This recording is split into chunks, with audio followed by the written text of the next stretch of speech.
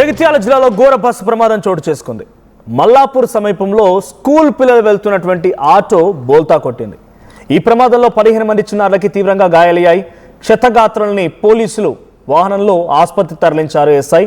ఇక వాల్గొండ నుంచి మల్లాపూర్ వెళ్తుండగా ఈ ప్రమాదం జరిగింది. సో జగిత్యాల జిల్లాలో జరిగిన ఈ ఘటన ఒక్కసారిగా విద్యార్థుల తల్లిదండ్రులు షాక్ గురి చేసింది. ఉదయాన్నే లేచి చాలా చక్కగా రెడీ అయిపోయి టై బెల్ట్ షూస్ నీట్గా వేసుకొని స్కూల్కి వెళ్తున్నారు. స్కూల్కి వెళ్ళేటువంటి ఆ టాటా మ్యాజిక్ ఆ వెహికల్ బోల్తా కొట్టింది, పొలంలో పడిపోయింది. విద్యార్థులందరికీ చాలా తీవ్రంగా గాయాలై 15 మంది ఆ సమయంలో ఆ వెహికల్లో ఉన్నారు. సో ఇటువంటి వాటిపై డెఫినెట్గా నియంత్రణ ఉండాల్సిందే. ఆటోలో 30 మంది, ఈ వెహికల్స్లో 50 మంది, బస్సులో అయితే ఏకంగా వందలాది మంది.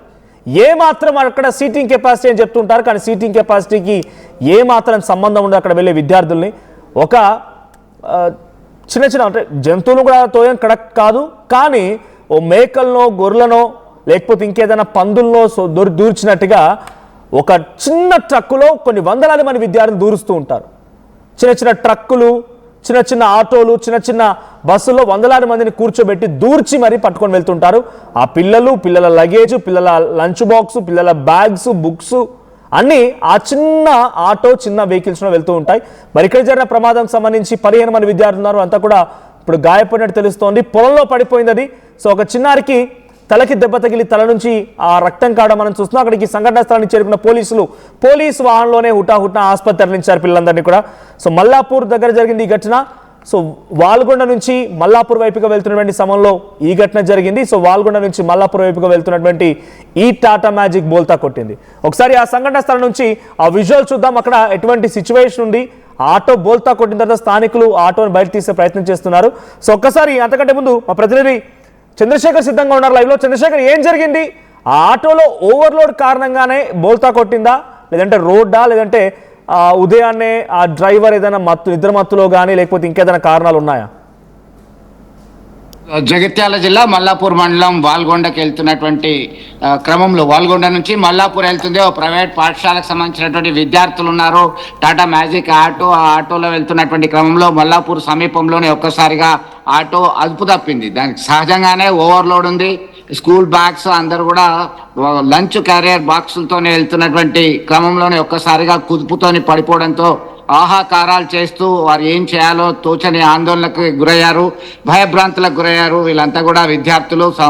సంఘటనకు సంబంధించినటువంటి సమాచారం తెలుసుకున్నటువంటి స్థానికులు అలాగే పోలీసులు సైతం వారిని ప్రభుత్వ ఆసుపత్రికి తరలించి చికిత్స అందిస్తున్నారు. ఒక్కసారిగా ఏం జరిగింది అనేటువంటి కోణంలో విచారణ జరుపుతున్నారు. దానికి కాలం చెల్లినటువంటి వాహనాలు అనేది ప్రధానమైనటువంటి కారణము, ఓవర్లోడ్ అనేది రెండవ కారణంగా చెప్పొచ్చు. దీనిలో భాగంగా ఎప్పుడైనా స్కూల్ బస్సు కానీ కళాశాల బస్సు కానీ ప్రమాదం జరిగినప్పుడు మాత్రమే చర్యలు తీసుకుంటున్నారు. మామూలు సమయంలో తనిఖీ చేసిన వాడే లేరు అనేటువంటి ఆరోపణలు వెల్లువెత్తుతున్నాయి. ఈ క్రమంలో ఈ వాస్తవాలని చెప్పుకోవచ్చు. ఒక్కసారిగా సంఘటనకు సంబంధించినటువంటి సమాచారం అందుకున్నటువంటి స్కూల్ పిల్లల పేరెంట్స్ అలాగే యాజమాన్యం అందరు కూడా ఒక్కసారి ఆందోళనకు గురయ్యారు. దీనిలో భాగంగా ఏం జరిగింది అనేటువంటి కోణంలో ఆసుపత్రికి తరలి వచ్చి వాళ్ళ పిల్లలు ఎట్లా ఉన్నారు, క్షేమంగా ఉన్నారా లేదా అనేటువంటి ఆందోళనతో వారు పరిశీలిస్తున్నటువంటి పరిస్థితి. మనోజ్, రైట్. సో పిల్లల తల్లిదండ్రులు ఏం చెప్తున్నారు అంటే ఓవర్లోడ్ రెగ్యులర్గా వెళ్తూ ఉంటుందా, 15 మంది పిల్లలే ఉన్నారా, ఆ డ్రైవర్ ఏం చెప్తున్నాడు, ఏదైనా ఎదురుగా వాహనం వచ్చిందా, అసలు ఈ ఇన్సిడెంట్ దానంతట అదే ఆటో వాళ్ళు పడిపోవడానికి గల కారణం ఏంటి?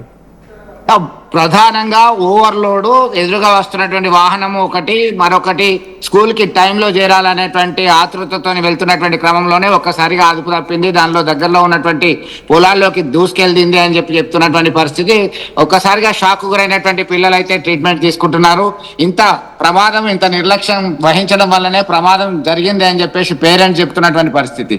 అయితే స్కూల్ మేనేజ్మెంట్ మాత్రం రెగ్యులర్గా వచ్చేటువంటి టాటా మ్యాజిక్ దానిలోనే వస్తారు పిల్లలు. దాదాపు 20 మంది ఉన్నారు. ఆ 20 మందిని తీసుకొని ప్రతిరోజు స్కూల్కి ఆ సమయానికి తీసుకెళ్తుంటారు. చాలా రోజుల నుంచి చాలా ప్రమాదం జరిగింది అనుకోకుండా అనేటువంటి కోణంలో వాళ్ళు సర్ది చెప్పే ప్రయత్నం చేస్తున్నారు. మొత్తం మీద వారందరూ కూడా క్షేమంగా ఉండాలి అని ఆతృతతోని పేరెంట్స్, అక్కడ ఉన్నటువంటి స్థానికులు ఎదురు చూస్తున్నటువంటి పరిస్థితి. మొత్తం మీద కొంతమందికి స్టిచెస్ వేస్తున్నారు. దానికి ట్రీట్మెంట్, ప్రాథమిక వైద్య చికిత్స అందిస్తున్నటువంటి పరిస్థితి గమనించవచ్చు. Manoj, right. Thank you Chandrasekhar. So ఉదయాన్నే తెల్లవారుజామున స్కూల్ పిల్లల్ని స్కూల్కు తరలిస్తున్నటువంటి ఆ టాటా మ్యాజిక్ ఎదురుగా ఓ వాహనం వచ్చింది. వేగంగా వెళ్ళేటువంటి ప్రయత్నం, ఎందుకంటే స్కూల్కి టైంకి అందాలి కదా అని చెప్పి వేగంగా వెళ్ళడం, తర్వాత అక్కడ ఉన్నటువంటి ఎదురుగా వాహనం, ఓవర్లోడ్, ఇవన్నీ కూడా కారణాలుగా ఉన్నాయి. సో మీ పిల్లలు స్కూల్కి వెళ్తున్నారన్న వారికి మాత్రం మీరు చూస్తున్నారు. మీ పిల్లలు ఎక్కేప్పుడు ఒక్కరే ఉండొచ్చు, లేదా నలుగురే ఉండొచ్చు, 10 మందే ఉండొచ్చు.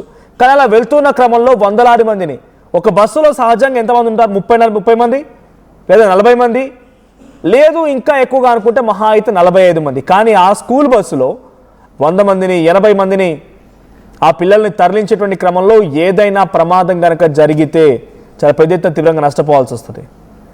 ఓవర్లోడ్ కారణమవుతోంది. స్కూల్ యాజమాన్యాలు ఫిట్నెస్ లేని వెహికల్స్ నడపడం, స్కూల్ యాజమాన్యాలు అక్కడ ఉన్నటువంటి ఓవర్లోడ్ వెహికల్స్తో స్కూల్కి తరలించే ప్రయత్నం చేయడం, స్కూల్ యాజమాన్యాల తప్పిదం, నిర్లక్ష్యం కూడా డెఫినెట్గా ఇటువంటి ప్రమాదాల్లో కనబడుతోంది.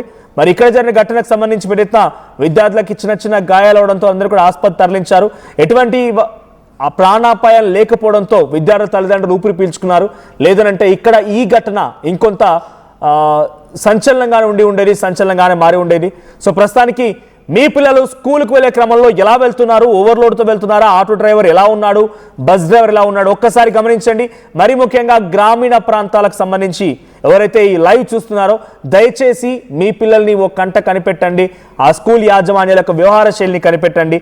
మీ పిల్లలు వెళ్ళేటువంటి మార్గంలో చిన్న ఇటువంటి ప్రమాదాలు జరిగితే అప్పుడు ఏడ్చి అప్పుడు తలబాదుకునే బదులు ఇప్పుడు ముందుగానే ఓవర్లోడ్ ఉన్నట్టయితే ఆ డ్రైవర్ని అప్రమత్తం చేయండి, ఆ స్కూల్ యాజమాన్యానికి కంప్లైంట్ చేయండి. అప్పటికి వినిపించుకోకపోతే పోలీసులకు సైతం ఫిర్యాదు చేయండి. సో మీ ఎక్స్పీరియన్స్లో మీరు ఏదైనా స్కూల్ వెహికల్ కానీ, స్కూల్ బస్ కానీ, స్కూల్ ఆటో కానీ ఇలా ఓవర్లోడ్తో వెళ్ళడం చూసారా? సో మీ అభిప్రాయం ఏంటి? ఎప్పుడు చూసారు? మీ ఎక్స్పీరియన్స్ కామెంట్ చేయండి. డెఫినెట్గా మా ఆర్టీవీ ప్రతినిధుల చేత వాటిని కూడా ఫాలోఅప్ చేయించే ప్రయత్నం చేయండి. చరిత్ర సృష్టించినోడు ఇప్పుడు ఆ చరిత్రని తిరగరాయబోతున్నాడు. అబద్ధాల గోడల్ని బద్దలు కొట్టి నిజాలను రాగా మీ ముందుంచబోతున్నాడు. నిజమైన వార్తల కోసం వెంటనే డౌన్లోడ్ చేసుకోండి రా యాప్ని.